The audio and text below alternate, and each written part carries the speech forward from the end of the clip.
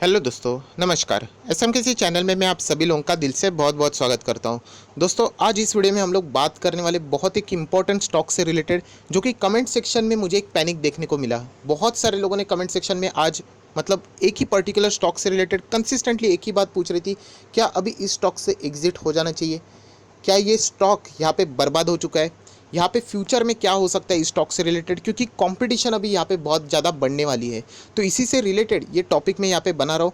बहुत ही simple way से मैं आप लोगों को समझाने की कोशिश करूँगा। आप चाहो तो, जैसे मैं हमेशा बोलता हूँ कि हर एक का जो ओपिनियन होता है वो अलग अलग होता है। आप चाहो तो उसको पकड़ सकते हो या फिर उसको आप कंप्लीटली इसको छोड़ भी सकते हो। बिल्कुल फ्री एडवाइस है, आप जैसे आप लोगों को पता है।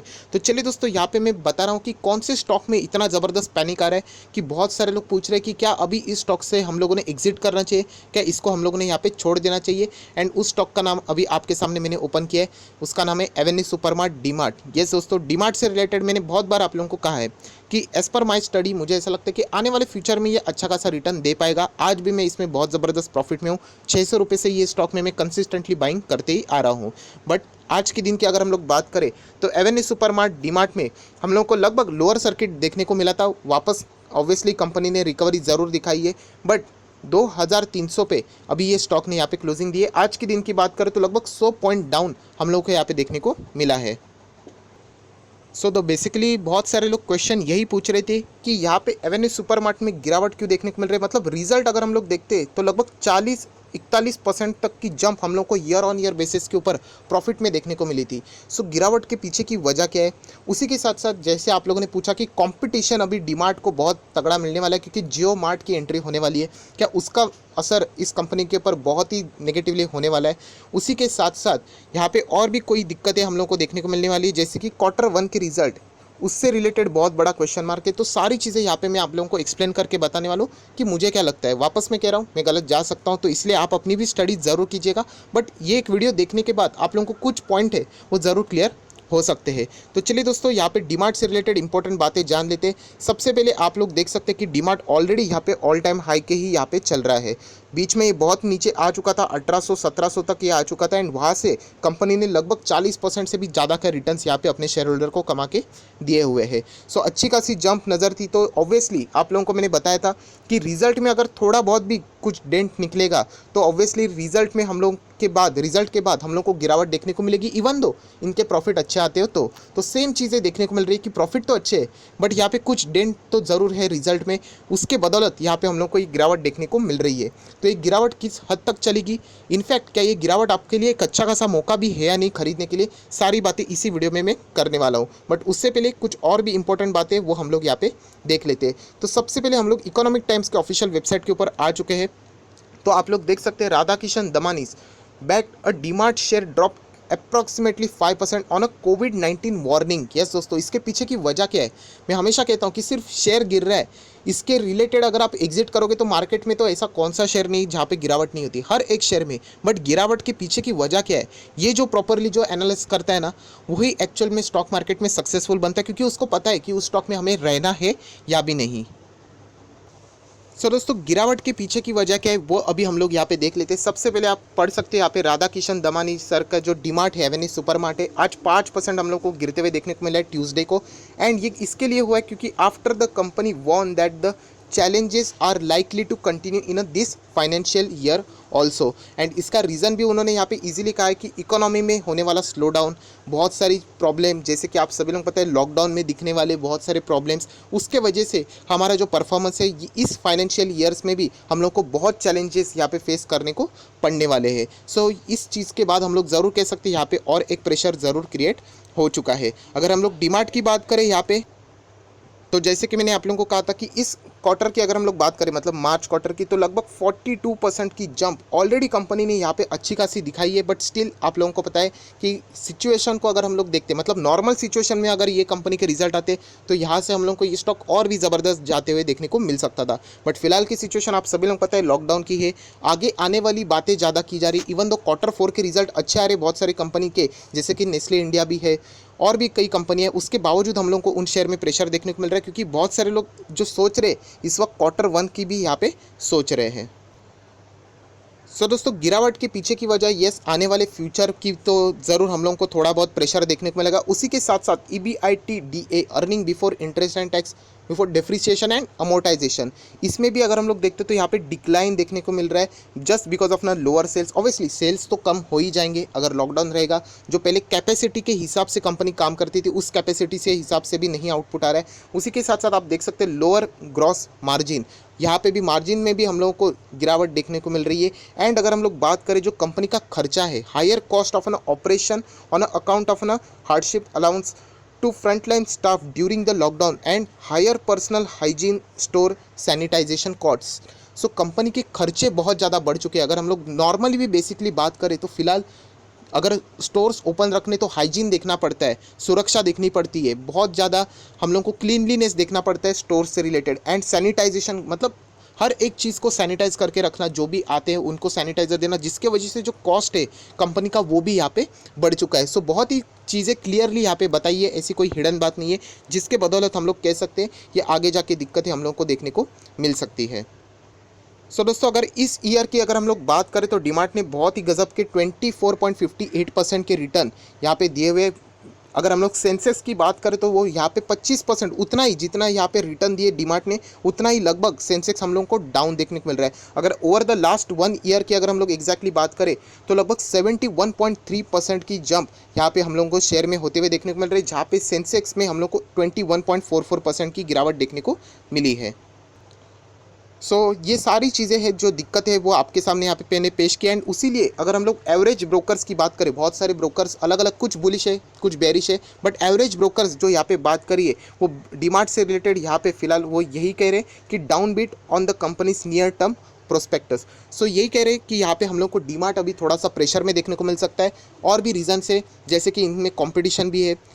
एंड उसी के साथ साथ अगर हम लोग देखते हैं तो ऑलरेडी ये कंपनी बहुत ही हाई लेवल पे चल रहा है, क्योंकि कोविड-19 के अगर हम लोग परफॉर्मेंस देखें तो यहाँ पे बहुत सारे स्टॉक्स ऑलरेडी गिर चुके हैं, बट ये स्टॉक हाई लेवल पे चल रहे हैं। तो यहाँ पे गिरावट होना बहुत ही लाजमी है, क्योंकि एक नेगेटिव न्यूज़ चाहिए जो यहाँ पे हम लोगों को देखने को मिली है। तो उसके बाद अभी हम लोग आ जाते हैं, क्योंकि हम लोग तो लॉन्ग टर्म निवेशक है, आप सभी लोग पता है स्टॉक मार्केट में अभी ज़बरदस्त कमाई करनी है तो लॉन्ग टर्म इन्वेस्टमेंट यही एक अच्छा मार्ग होता है। इंट्राडे करने वाले आप सभी लोगों को पता है थोड़े दिन के मेहमान होते हैं, उसके बाद वो मार्केट से एग्जिट हो जाते हैं।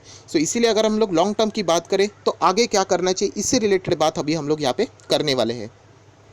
दोस्तों कुछ इंपॉर्टेंट बात अभी मैं आप लोगों को दिखाने वाला हूँ, बताने वाला हूँ, जो कि यूजुअली कोई आपको नहीं बताएगा। तो आप सभी लोगों को पता है स्पेंसर रिटेल लिमिटेड, इस कंपनी में भी किसकी हिस्सेदारी है, राधा किशन दमानी, उन्होंने यहाँ पे शेयर्स को खरीदा था। एंड एक महीने के अगर आप इनके रिटर्न देखते तो आपको पॉजिटिव रिटर्न देखने को मिल रही है। यस दोस्तों, एक महीने में अगर ये स्टॉक लगभग हम लोगों को 80 रुपये के नीचे देखने को मिल रहा था। अभी आप देख सकते कोविड-19 का इम्पैक्ट, जहाँ पे बड़े बड़े शेयर्स नीचे जाते हुए देखने को मिल रहे हैं, बट स्टिल ये कंपनी आप लोगों को हाई लेवल पे मतलब अपने लेवल से ऊपर जाते हुए देखने को मिल रही है। एंड इसके पीछे की वजह भी आप लोगों को पता है, राधा किशन दमानी है। उसी के साथ साथ अगर हम लोग बात करें तो और एक स्टॉक जिसका नाम है इंडिया सीमेंट। यस दोस्तों, इंडिया सीमेंट बहुत सारे रिटेल इन्वेस्टरों को पता भी नहीं होगा।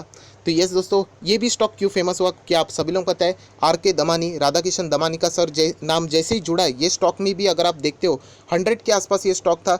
अगर हम लोग बात करें ड्यूरिंग द लॉकडाउन कोविड-19 का इम्पैक्ट, ये पॉजिटिव रिटर्न दे रहा है अपने शेयर होल्डर को 134। एंड ये क्यों आगे बढ़ रहा है, तो उसके पीछे की वजह है कि बड़े इन्वेस्टर ने यहाँ पे निवेश किया है, राधा किशन दमानी सर ने।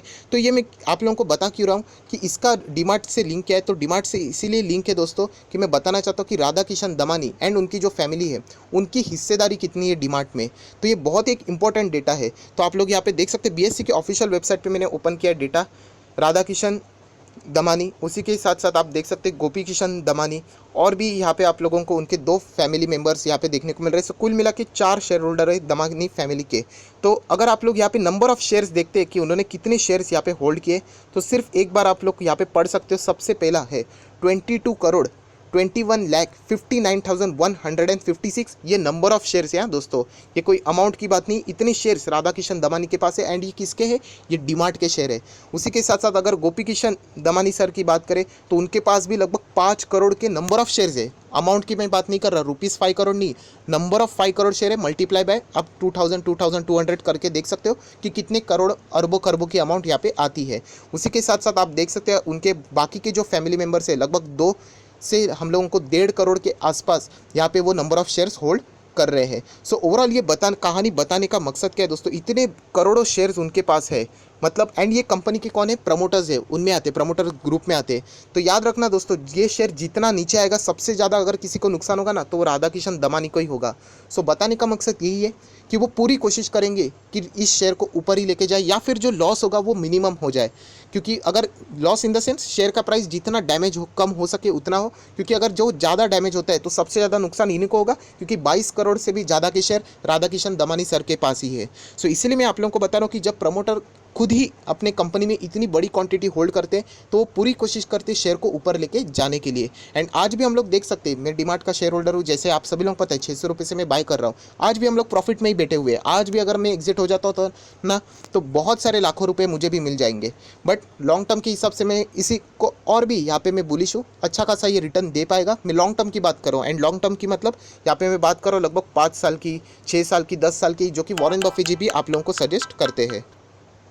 सो ये सारी चीज़ें मैंने आप लोगों को इसीलिए बताई है कि डीमार्ट, जो लोग आप लोग पूछ रहे थे क्या बर्बाद हो जाएगा, लोअर सर्किट लग गया, तो इतना आसान नहीं है, बर्बाद नहीं होगा। वो प्रेशर हाई लेवल पे तो ऑब्वियसली प्रॉफिट बुकिंग होगी होगी, वो भी हम लोगों को बाद में थोड़ा बहुत ऊपर जाते हुए देखने को मिला। आप लोगों को मैं दिखाना चाहता हूँ कि लोअर सर्किट में ज़रूर था, बट बाद में हम लोग को वापस यहाँ पे लोअर सर्किट यहाँ पे टूटते हुए देखने को ज़रूर मिला है। आप लोग यहाँ पे कह सकते हो आखिरी मोमेंट पे।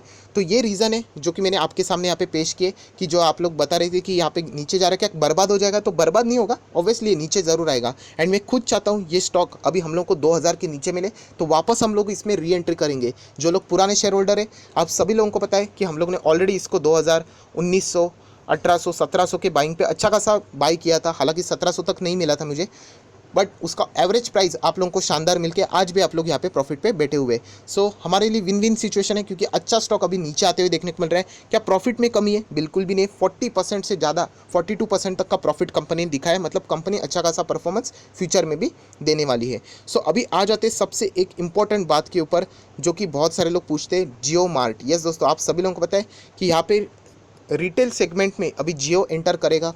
फेसबुक का भी उसका साथ रहेगा, मस्त Facebook in the sense of WhatsApp का।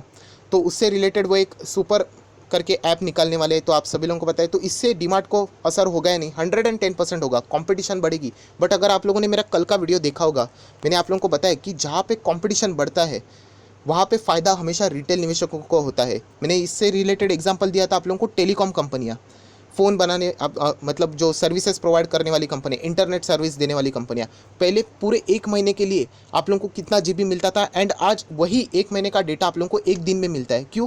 क्योंकि जियो ने एंट्री ली, कंपटीशन बढ़ गया। सो कंपटीशन बढ़ता है तब आपका फ़ायदा होता है। तो यही चीज़ हम लोगों को भी करनी है कि अगर जियो मार्ट आता है तो अच्छी बात है। सो फिलहाल तो जियो मार्ट से रिलेटेड, मतलब अगर रिटेल से मैं बात करूँ, रिलायंस रिटेल फिलहाल तो मार्केट में नहीं है, बट आप रिलायंस इंडस्ट्री का शेयर खरीद के रख सकते हो, एंड उसी के साथ साथ डीमार्ट का भी।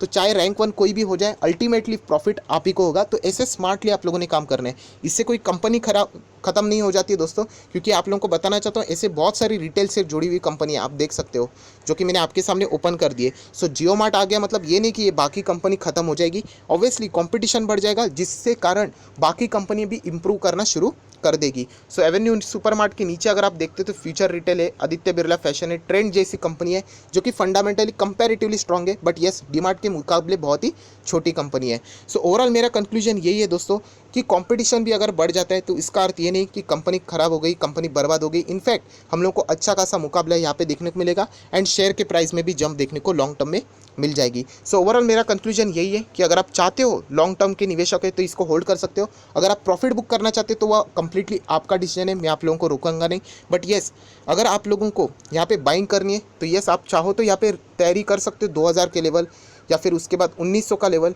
अभी यहाँ तक आएगा ही नहीं, ये तो वक्त ही बताएगा, क्योंकि 5% का लोअर सर्किट अगर कंटिन्यू आज के दिन भी नहीं रहा तो मुश्किल लग रहा है। बट कोई बात नहीं, अगर मार्केट ही क्रैश हो जाता है तो ऑब्वियसली ये भी शेयर हाई लेवल पे चल रहा है, तो ये भी हम लोग को नीचे मिल जाएगा। सो जितने भी पॉसिबिलिटी थी वो मैंने आपके सामने यहाँ पे पेश कर दी, तो आप लोगों के जितने भी डाउट थे वो क्लियर हो चुके होंगे। So that's it, thank you very much दोस्तों, we will be meeting in our next video. And जैसे मैंने कहा कि वीडियो को जाते जाते लाइक करना भी बिल्कुल मत भूलना। So that's it, thank you very much, we will be meeting in our next video. तब तक के लिए बाय बाय।